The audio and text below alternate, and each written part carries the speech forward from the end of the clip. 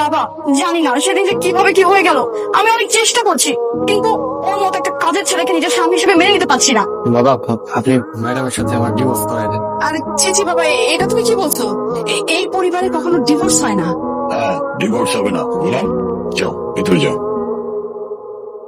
ওই যে তোর চাকরটা আমি চলে আসছে, সাথে ওই ঘাটিয়া সাইকেল না, মানে আজকে আমরা একটা দামি রেস্টুরেন্টে আসছি, অ্যাটলিস্ট একটা বাইক বা গাড়ি তো নিয়ে আসতে পারতি। জি ম্যাডাম, এখন গিয়ে নিয়ে আসবো।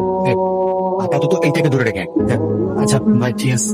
এই ছাগলটাকে কি তাহলে তোমাদের বাড়ির যাওয়ায়? শুধু শুধু আমার খারাইতেছে।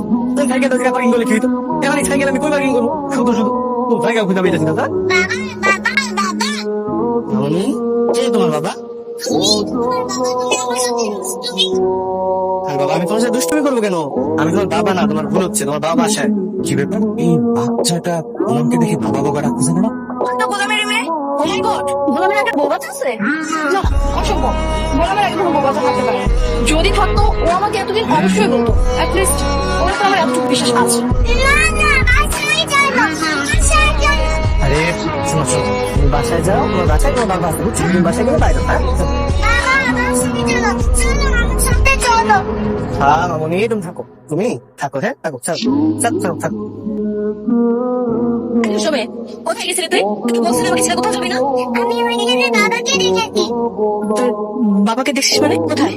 আসো আসো আসো আসো আসো আসো। আরে কোথায় নিয়ে যাচ্ছিস?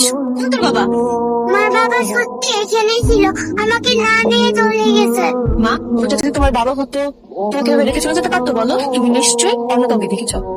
আর কখনো আমার হাত ছেড়ে পালিয়ে যাবেন মনে থাকবে। লক্ষ্মী, চলো ছেড়ে